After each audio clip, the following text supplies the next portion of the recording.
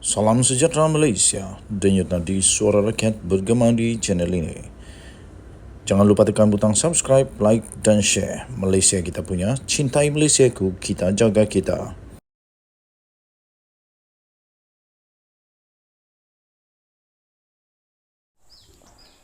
Salam sejahtera Malaysia, denyut nadi suara rakyat bergema di channel ini.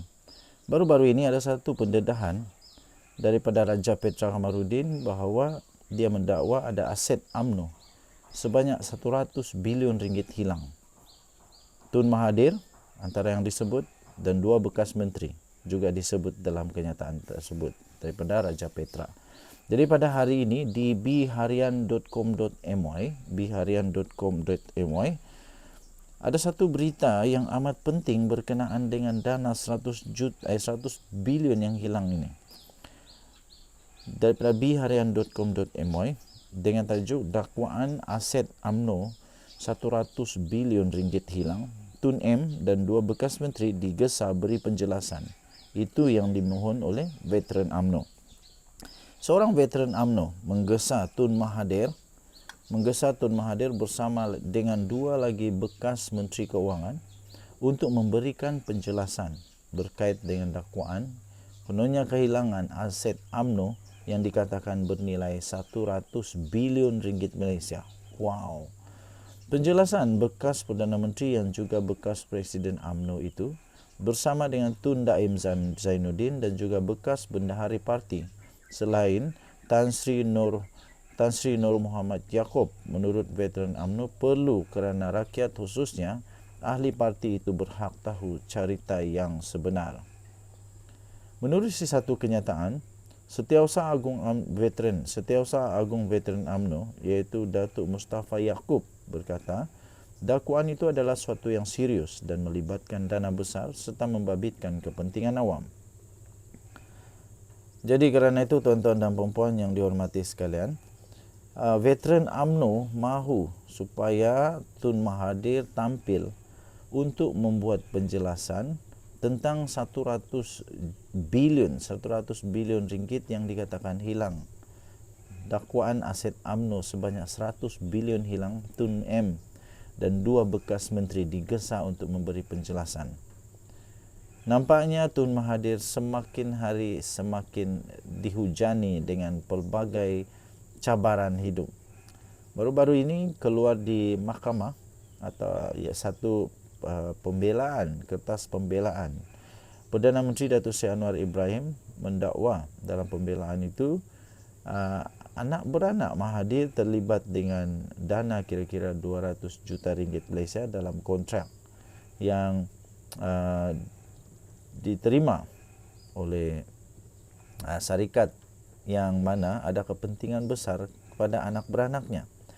Kemudian Puan Zarkasi pula timbul lagi dengan dia juga memberikan beberapa contoh dan dia mahu supaya fail-fail lama Tun Mahathir dibongkar semula dan disiasat berkenaan dengan semua perkara-perkara yang diperolehi oleh anak beranak Mahathir dan Mahathir ketika dia menjadi Perdana Menteri.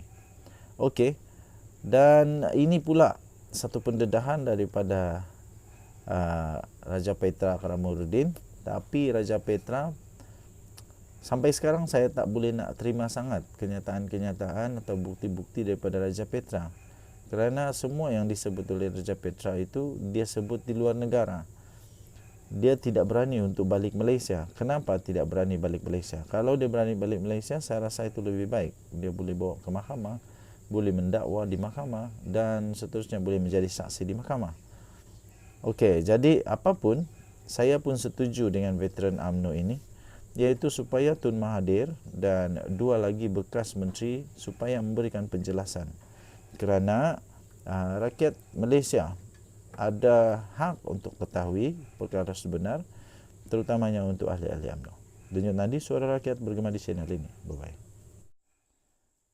Salam sejahtera Malaysia. Selamat pagi tuan-tuan dan puan-puan yang dihormati sekalian. Denyut nadi suara rakyat bergema di channel ini. Isu tentang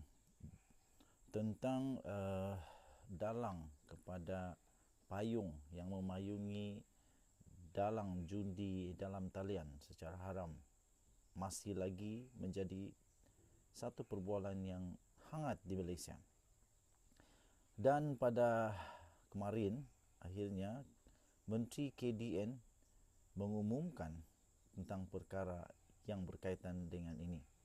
KDN menyerahkan serah polis dan SPRM untuk dedah identiti ahli politik dalang judi. Sekali lagi tajuknya daripada sinarharian.com.my, KDN serah polis, SPRM dedah identiti ahli politik dalang judi. Kementerian Dalam Negeri menyerahkan kepada polis dan Suruhanjaya Pencegahan Rasuah Malaysia SPRM untuk mendedahkan identiti ahli politik yang dikatakan telah menaungi kegiatan judi dalam talian. Menteri Dalam Negeri iaitu Datuk Seri Saifuddin Nasution Ismail berkata, pihaknya percaya kedua-dua agensi itu akan membuat penilaian untuk melakukan perkara berkenaan sekiranya ada keperluan. Katanya, jadi biar badan penyiasat, polis dan SPRM yang membuat keputusan sama ada untuk mendedahkan. Itu mereka yang akan tentukan mengikut pertimbangan mereka. Saya tidak mahu masuk campur bab itu, katanya. Kedua-dua agensi tersebut mempunyai data yang komprehensif berhubung siapa individu di sebalik pemain dan juga mastermind. Jadi mengenai apakah mereka akan mendedahkan perkara itu, saya tinggalkan kepada penilaian profesional mereka. Katanya pada satu sidang media selepas merasmikan program KDN Madani di sini pada hari ini. Turut hadir sama adalah Timbalan Ketua Polis Negara Tan Sri Razarudin Hussain dan juga Ketua Polis Negeri Kedah sendiri iaitu Datuk Fisol Saleh. Mengulas lebih lanjut, Saifuddin Nasution berkata, pihaknya percaya nilai aktiviti perjudian dalam talian itu boleh mencecah sehingga berbilion ringgit setiap bulan. Wow! Katanya satu minggu mencecah 200 juta ringgit sehingga 250 juta ringgit. Itu baru satu jenis, belum yang lain. Dalam parlimen baru-baru ini saya paparkan kira-kira 100 laman web berkaitan judi dalam talian, katanya. Tambahnya, bila kita tengok dari segi saiz, volumenya sangat besar dan keuntungan mereka adalah dalam mata wang kripto dan sebagainya. Dari segi teknologi pula, mereka sangat ke depan. Sebab itu, pasukan penguat kuasa perlu tangkas 2 atau 3 langkah ke depan. Kerana aktiviti ini, walaupun ada juga alasannya perkara ini adalah sesuatu yang walau apapun alasannya, aktiviti ini sesuatu yang memudaratkan, katanya. Beliau juga tidak menolak kemungkinan kegiatan perjudian membiayai aktiviti politik. Berikutan data dan maklumat pihak berkuasa yang menunjukkan kegiatan itu dinaungi oleh ahli politik. Pemain dalam industri ini pula, katanya, pemain dalam industri ini kalau dia dilindungi oleh naungan politik, sudah tentu dia kena reciprocate, entah apa ni. RECIPROCAT, reciprocate. Entahlah. Reciprocate balik dari, jadi tidak mustahil dia membiayai kegiatan politik, katanya. Jadi dalam perkara ini saya serahkan kepada polis dan SPRM, katanya dalam kenyataan itu. Denyut nadi suara rakyat bergema di channel ini. Jangan lupa tekan butang subscribe, like dan share. Kita jumpa lagi.